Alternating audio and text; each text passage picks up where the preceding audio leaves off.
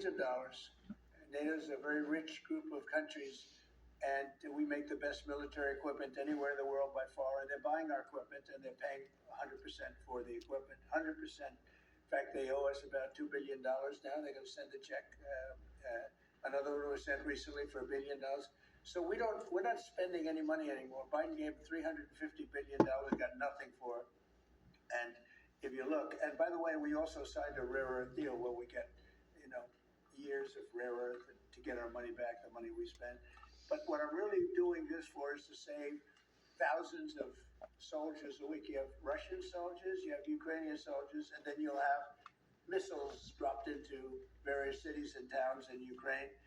And they're losing last week they lost 7,251 people, mostly soldiers, Russian and Ukrainian soldiers. I'm doing it for that reason. We have a meeting with President Putin tomorrow.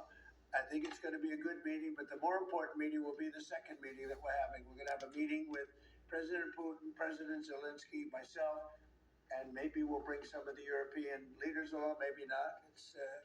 I don't know that it's going to be very important. We're going to see what happens. And I think President Putin will make peace. I think President Zelensky will make peace. We'll see if they can get along.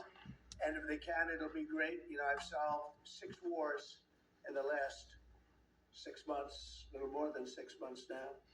And I'm very proud of it. I thought the easiest one would be this one. It's actually the most difficult. We had one war raging, as you know, for 37 years. One in the Congo with Rwanda was raging for 31 years. We solved 6 of them, made peace, not just solved them, we made peace. If you look at Pakistan and India, planes were being knocked out of the air. 6 or 7 planes came down. They were ready to go. Maybe nuclear, we solved that. I thought this would be maybe an easier one. It never made sense, this war. It would have never happened when I was president. If I were president, this war would have never happened. But millions of people have been killed. And I'm there for one reason, to see if I can solve. This was Biden's war. This isn't my war. I want to see if I can stop the killing. Yeah. Rare earths, do you plan to offer him access to that at all? We have great rare earth. We made that as payment for all of the money that we've spent so foolishly in Ukraine. We spent $350 billion. Now Europe spent $1 billion. That's a lot of money. They spent $100 billion. That's a lot of money.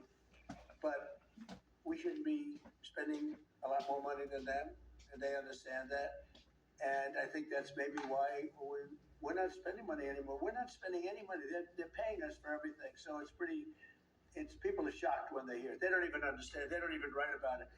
But we're not spending money, but we are spending a lot of time trying to get the war solved. If we can get the war solved, we'll be very happy. As far as rare earth, that's very unimportant relative to, I'm trying to save lives. And on DC crime, sir, on DC crime. Do you have a message for the Democrat lawmakers like Nancy Pelosi or media who are saying, after living here for many years, that there is no crime and you're trying to start a new news cycle? It's another reason why the Democrats lost the election in a landslide. They lie. It's just lie. Look, the crime is very bad. I think they'd be much better off saying, we want to help President Trump with the crime because it's an epidemic. It's a tragic situation. It's the worst it's ever been. And we want to help President Trump with the crime, as opposed to, he's a dictator. He's a dictator. People are so happy to see our military going into D.C. and getting these thugs out. As you know, we arrested a lot of people yesterday. We arrested a lot of people today. We're getting people that have arrest records that you wouldn't believe. 28 arrests, 15 arrests, brutal people. And we're going to have to do something about this cashless bail, because people shoot somebody, they kill somebody, and they're out on the street in less than an hour. Now, that's when it's all started, in New York, in Chicago, Los Angeles. You take a look. If we didn't go to Los Angeles to help this incompetent governor and a mayor that doesn't know what the hell she's doing, if we didn't go to Los Angeles, you wouldn't have a big part of it burned down. The other part of it would have burned down too. You would have not had.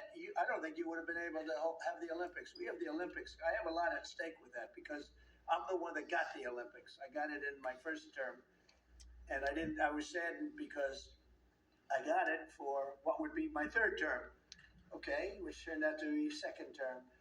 And the Olympics, it's a great honor, but I felt badly because I said I won't be president when the Olympics came. Well, through circumstance, I am president. I want to make sure the Olympics is great, the World Cup is great, and the 250, maybe the most important of all, is the 250-year celebration is great. So what's happening is we will work very hard. You would not have had. I don't believe that if I didn't send in the troops, I don't think you would have had Los Angeles in condition to have the Olympics. I think you would have had to tell them, I'm sorry, you're going to have to go someplace else. And if you look at the police commissioner or the sheriff, he said, we really needed them. Thank God they were here. We really needed them. That was the first 2 or 3 days. After we solved their problems, then he said, well, I think we could have maybe done it. No, he was told what to say. He said, you go back to your files and see what he said.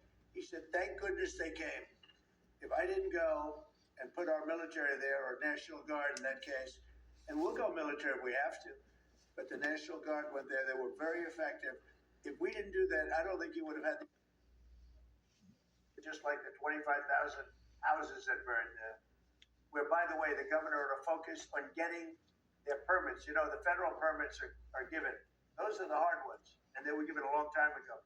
People can't rebuild the house because they can't get permits from the state and the city. And they ought to focus on that because it's very upsetting. I went there right after the fires. I walked the streets and I met a lot of great people that want to rebuild their homes. We took care of it from the federal standpoint, but they're not taking care of it from the city, the mayor and the governor. They're not getting their permits. They can't build their houses. Mr. President, Go ahead, please. Mr. President, do you think this summit and the incentives for peace you are putting on the table could end up rewarding Putin for his invasion of Ukraine? And what kind of signal do you think that could potentially send to other aggressors? No, I don't think it's a reward. I think that what we have is a situation that should never have started. It didn't start under me, and for 4 years it wasn't even discussed. And I could see it was going to happen after I left. I could see what was happening. Everything that we did was wrong. Everything that was done was wrong. Everybody's to blame. Putin's to blame. They're all to blame. This is a war that would have never happened. The other question on LA, Mr. President, earlier today, the Washington, D.C. police chief issued an executive order allowing metropolitan police officers conducting traffic stops to notify federal immigration customs enforcement about undocumented immigrants they encountered. Yet the city has a long-standing pro-immigration policy, including allowing non-citizens to vote in local elections, and limiting cooperation with federal immigration agencies. Right. Did your administration pressure the D.C. police chief to review and repeal these policies? And will you require other cities to roll back similar policies to avoid possible federal takeover of local law? Yeah, so what you're saying is that it was a very positive thing. When they stop people, they find they're illegal, they report them, they give them to us, etc. That's a very positive thing. I have heard that. It just happened. That's a great step. That's a great step if they're doing that.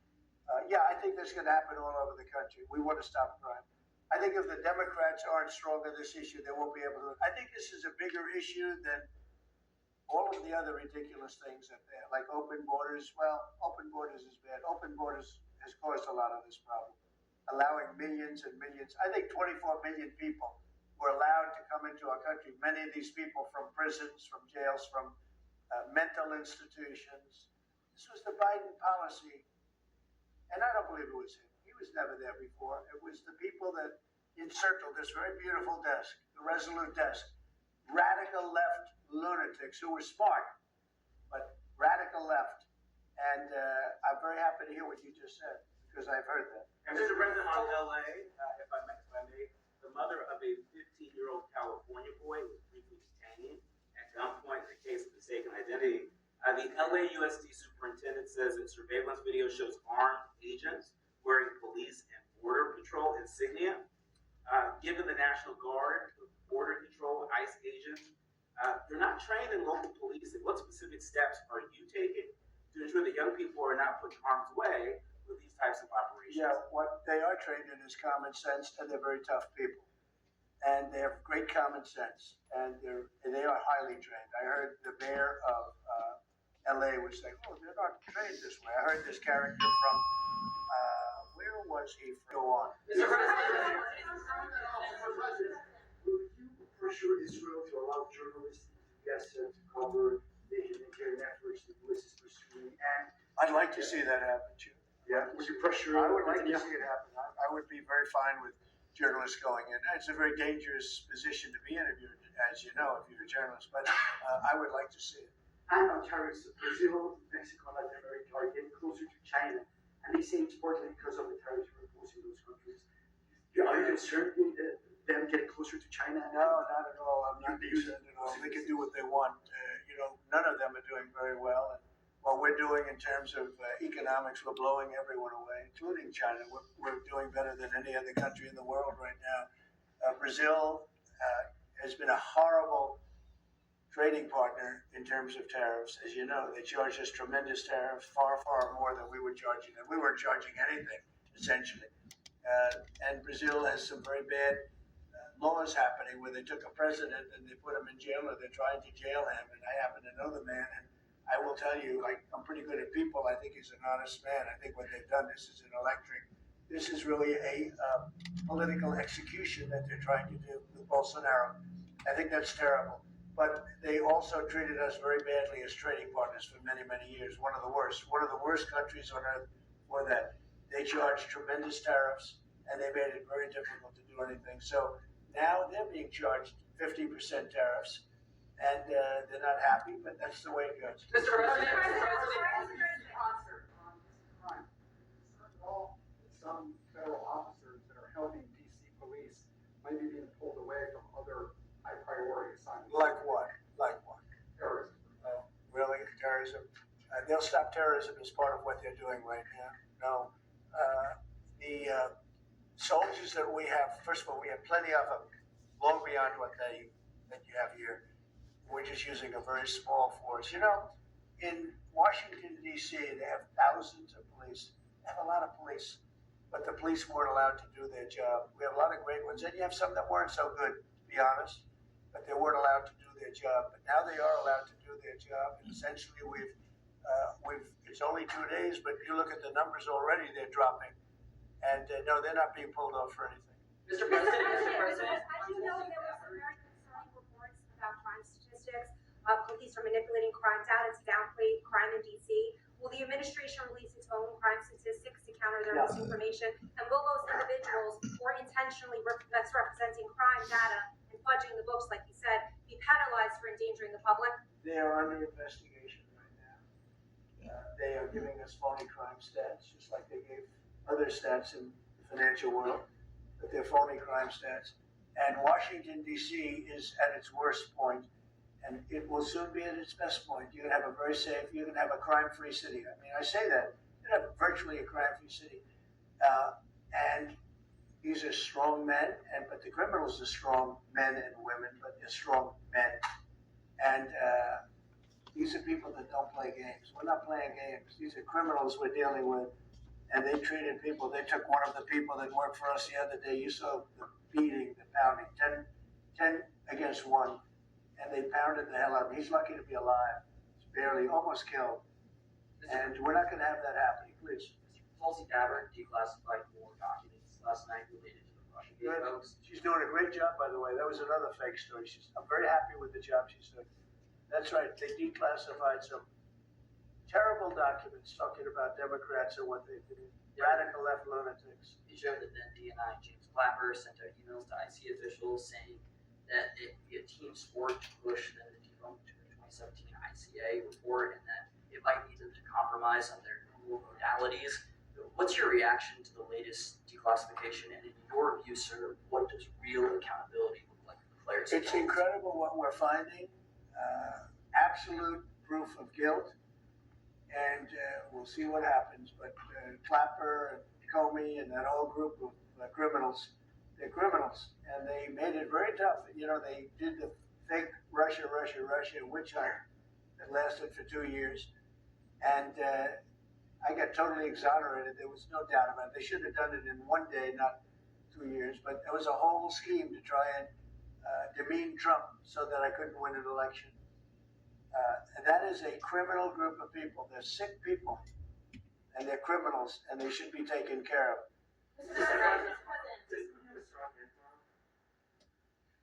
Well, he came to our country, and I heard CNN fake news talking about that was a big win for him. Normally, he would say the opposite, but they said, "Oh, it's a big win that he came here." Normally, he would say the opposite. He came here. I think that President Putin would like to see a deal. I think if I weren't president, he would take over all of Ukraine. It's a war that should have never happened. If I weren't president, in my opinion, he would much rather take over all of Ukraine. But I am president, and he's not going to mess around with me. Mr. President, on Russia, Mr. President, would you support or agree to reducing NATO troops in Europe, in countries like Poland, in order to get Russia to agree to a peace deal? That hasn't been put before me, and I'll think about that for later, but it has not been put before me. Go ahead. Is anything less than an unconditional and immediate ceasefire a victory for the U.S.? Tomorrow? Yes. Well, tomorrow we'll see. I say, I don't know where that comes from. Sort of not a good question. I would say that tomorrow, all I want to do is set the table for the next meeting, which should happen shortly. I'd like to see it happen very quickly, very shortly after this meeting. I'd like to see it actually happen maybe in Alaska, where we just stay because it's so much easier. But I think that it's going to be very interesting. We're going to find out where everybody stands, and I'll know within the first 2 minutes, 3 minutes, 4 minutes, or 5 minutes. Like we tend to find out whether or not we're going to have a good meeting or a bad meeting. And if it's a bad meeting, it'll end very quickly. And if it's a good meeting, we're going to end up getting peace in the pretty near future. Okay? How about one more? Mr. President. On the Smithsonian, I know that your administration is seeking to weed out a lot of this left-wing spin that's in the museums, but we're seeing from people like Brian Stelter or other commentators that they're insinuating that you are trying to change history according to your narrative. What's your response to that, and is there anything you particularly like to Well, take we a look want at? the museums to treat our country fairly. We want the museums to talk about the history of our country in a fair manner, not in a woke manner or in a racist manner, which is what many of them, not all of them, but many of them are doing. Our museums have an obligation to represent what happened in our country over the years, good and bad, but what happened over the years in an accurate way. Thank you very much, everybody.